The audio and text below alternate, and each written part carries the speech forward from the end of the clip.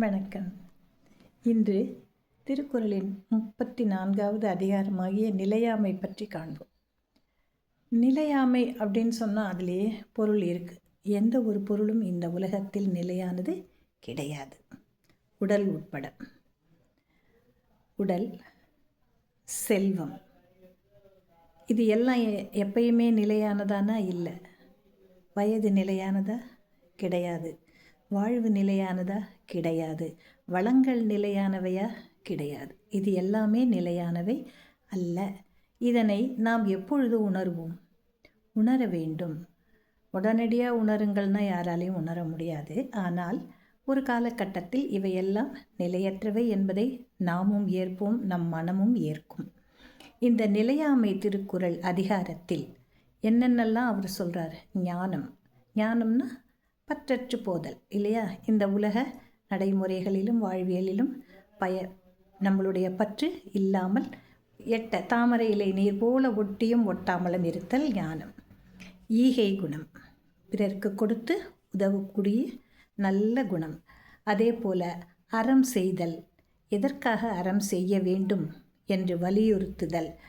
இதையெல்லாமே தான் இந்த நிலையாமை அதிகாரத்தில் வள்ளுவ பெருந்தகை நமக்கு உணர்த்துகிறார். குறளுக்கு செல்லுவோம். நில்லாதவற்றை நிலை என்றுணரும் புல்லறிவாண்மை கடை. நில்லாதவற்றை நிலையின என்றுணரும் புல்லறிவாண்மை கடை. நிலையில்லாத பொருட்களாகிய செல்வம், வாழ்க்கை, அந்தஸ்து எல்லாமே தான் அதில் அடங்கும். நம்மக்கிட்ட இருக்கக்கூடிய பணம், வீடு, வீட்டில் இருக்கக்கூடிய பொருட்கள், நம்முடைய உறவுகள், சுற்றம், நட்பு, இது எல்லாத்தோட நாம் சம்பாதிச்ச நல்ல பெயர், இது எல்லாமே ஒரு காலகட்டம் தான் இருக்கும். நம்மோடு எல்லாம் போயிடும். அப்போ இந்த வாழ்க்கை நிலையானது கிடையாது. எனவே மனிதனே நீ ஆடாதே. ஏன்னா குறிப்பிட்ட வயதில் பார்த்தோன்னாக்கா மனுஷனுக்கு போதை தலைக்கேறும். போதை என்னென்ன? புகழின் போதை, செல்வம் வேண்டும் என்ற வேட்கை, இதெல்லாம் அதிகமாக போகும். போக போக என்ன பண்ணுவான்னா அதனை தேட துவங்குவான். ஆனால் இதெல்லாம் நம்ம தேடி வச்சுட்டு போனாலும் இதெல்லாம் நம்ம கூட வருமானா? வரவே வராது.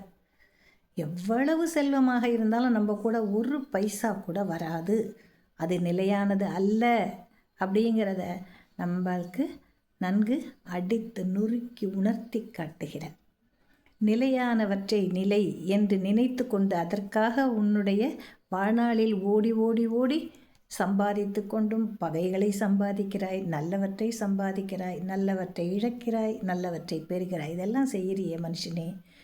குறிப்பாக நம்மிடம் என்ன இருக்கிறதுன்னு நினச்சி நீ அதோட சந்தோஷமாக இருந்தாலே உன்னுடைய வாழ்க்கை வளமாக இருக்கும். சந்தோஷமாக இருக்கலாம். எல்லாருக்கும் அது ஒன்று தானே வேணும், நிம்மதியாக இருக்கணும் இல்லையா? அதுதான் வேணும், அதை தேடு. அப்படி நீ இல்லை அப்படின்னு நினச்சாக்கா அதை நினச்சி அதுக்கு பின்னால் ஓடிக்கிட்டே இருக்கோம் பாரு, இது மிக இழிவான செயலாகும். இது அறிவுடைய செயல் கிடையாது. நிலை இல்லாத பொருட்களை நிலை என்று நம்பி அதன் பின்னே ஓடிக்கொண்டிருக்கிறோமே, அந்த வாழ்க்கை ஒரு நாளும் பயனை தராது, இழிவைத்தான் தரும் என்று இந்த குறள் நமக்கு எடுத்து காட்டுகிறது. நாளை அடுத்த குறளில் நாம் சந்திக்கலாம். நன்றி.